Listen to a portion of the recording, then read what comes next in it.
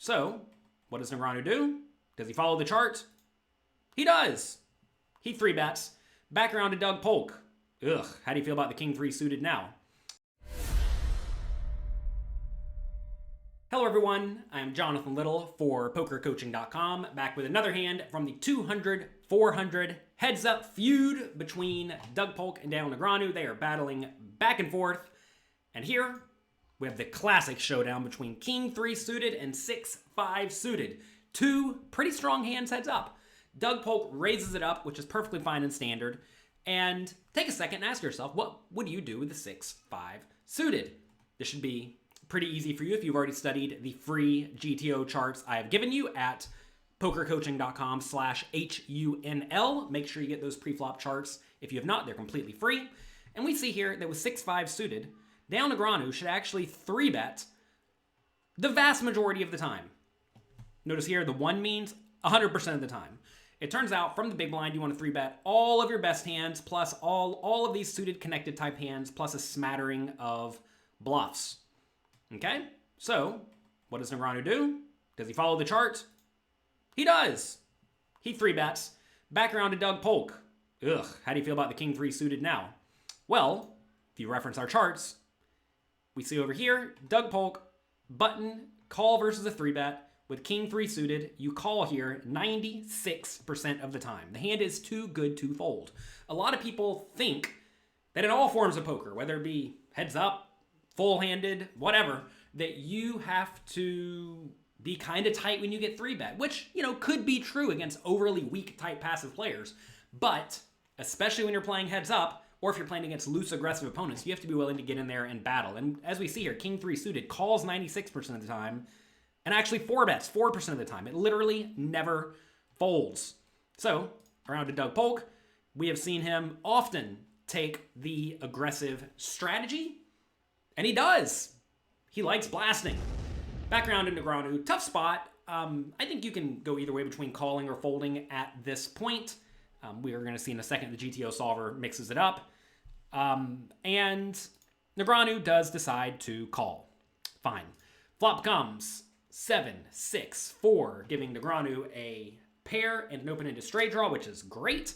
And Doug Polk has a bad gut shot, a backdoor flush draw, and an overcard. Negreanu checks over to Doug Polk. Take a second to think about what you would do in this scenario as the 4-better. Realize stack's already getting kind of shallow. The pot's 22,000 with 30,000 effective behind. So what I want you to do is think about what you do in this spot. Would you check it behind? Would you bet small, like 25% pot? Would you bet medium, like 2/3 pot?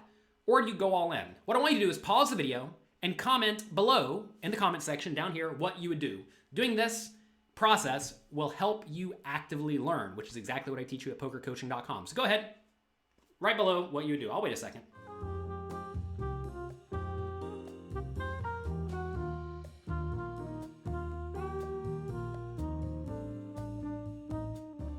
All right, did you do it? Good. Okay, in this scenario, Doug Polk is in a kind of rough spot because he doesn't especially want to bet this hand and have to fold it if he gets shoved on. And this flop is actually not all that bad for Negreanu's range because he's going to have a lot of these medium-suited connected hands, right? Whereas Doug Polk probably does not. If we go back here to Doug Polk's 4-betting strategy, you see he has mostly the high cards, but these ace-kings, which are not particularly great here, and a lot of this nonsense bluffing. These bluffing combinations are just like random overcards. So this is a pretty tough spot for Doug Polk.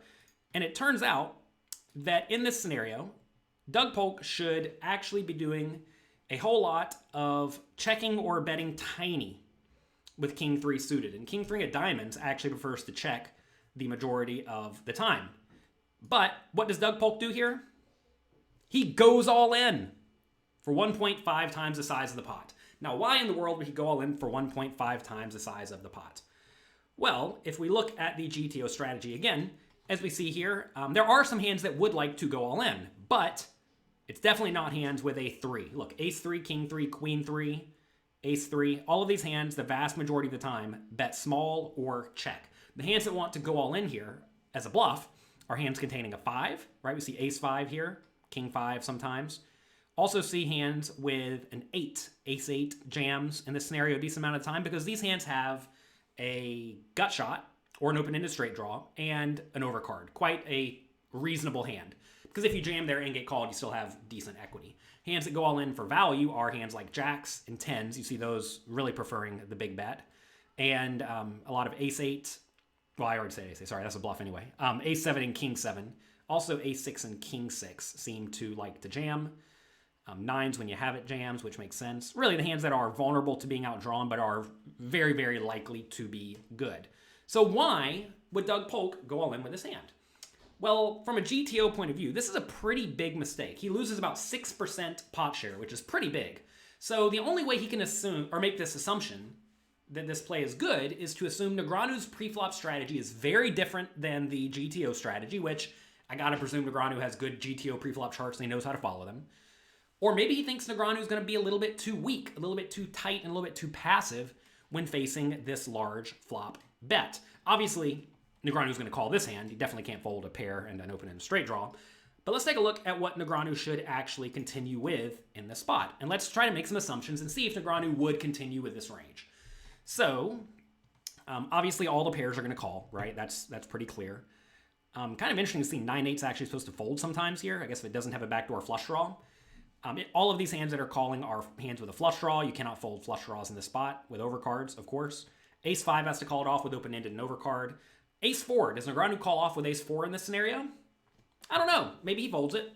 I mean, you should know if you study poker at all that whenever you're in these 3-bet pots, if you get anything decent and you're kind of shallow stacked like they are here, you really just can't fold it against someone who is 4-betting a decent amount of the time, like Doug Polk is. So I think Negreanu probably finds a call with Ace-4, but if he doesn't, that will make shoving with King-3 a little bit better. Does Negreanu call off with Ace-Queen, presumably of diamonds? Maybe he does, maybe he doesn't. I have to imagine some people will fold out Ace-Queen of diamonds in this spot, and I think that would probably not be too insane to think. Ace-Queen of diamonds has a backdoor flush draw, right? What about Ace-Queen offsuit? Ace-Queen, this is presumably with the Ace of diamonds some portion of the time. Does he call off with Ace-Queen with the Ace of diamonds some portion of the time? Probably not. So if Negreanu is overfolding in this scenario, the shove with the King-3 suited becomes way better. But if Negreanu does call off appropriately, then shoving with a lot of these hands that should instead either check or bet small ends up being a pretty big error.